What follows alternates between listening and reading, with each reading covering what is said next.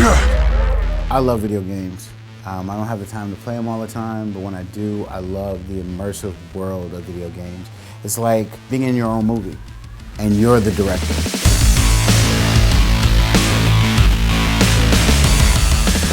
Assassin's Creed is really cool because it takes the best of the worlds that I love. I love action, I love history, and so when you get a chance to go back in time and actually explore these worlds, it's pretty amazing.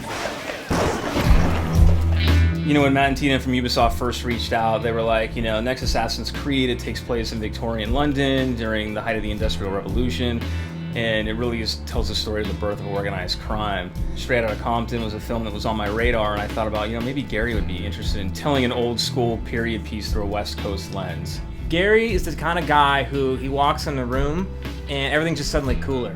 He knows how to make things interesting, so when we had all these ideas and all these different avenues to explore, Gary was like, I wonder if you try this one here. Got rid of the fluff and really focused on what was going to make the film most impactful. The first day I met with Colin and Matt, it felt like a bunch of friends getting together and said, wouldn't it be cool if we did this? Wouldn't it be cool if we did this?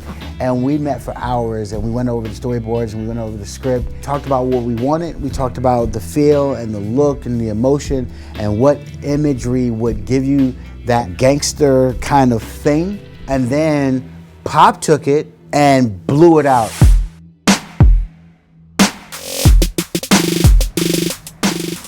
Yeah, I'm a huge fan of Assassin's Creed. Graphically, you know, as an artist, I've always been drawn to games. The amount of detail that the developers have put into the game, the color palettes, I mean, it's so rich, so vibrant, you know, just everything about the graphics of the game has been just phenomenal. Pop not only took what we were thinking, but he improved upon it and it just floored me.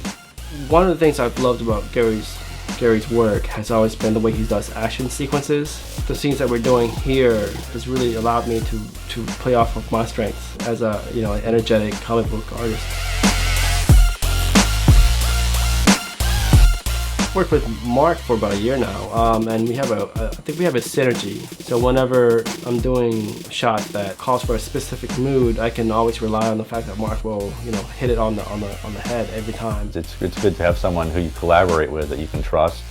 You know, is going to be there and, you know, do what he needs to do, and then you can elaborate on what he's put down on paper and bring it to life, and, you know, just add your own touch to it. One of the opening shots where we finally reveal Jacob and Evie, it's the first time we really see Jacob and his face and his detail. You know, I kind of let more of myself into it, and I'm really happy with the way it turned out.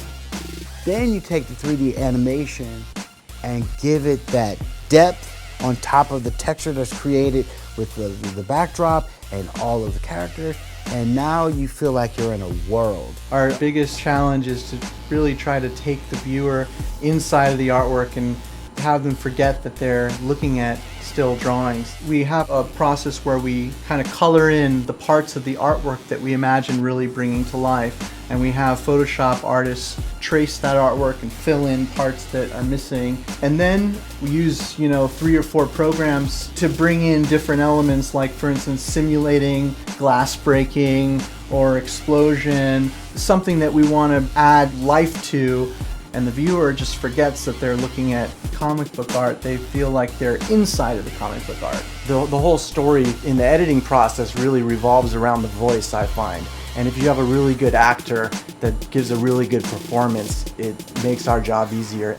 A man who stole what he wanted from those who had nothing. But there was one thing he would never receive: mercy.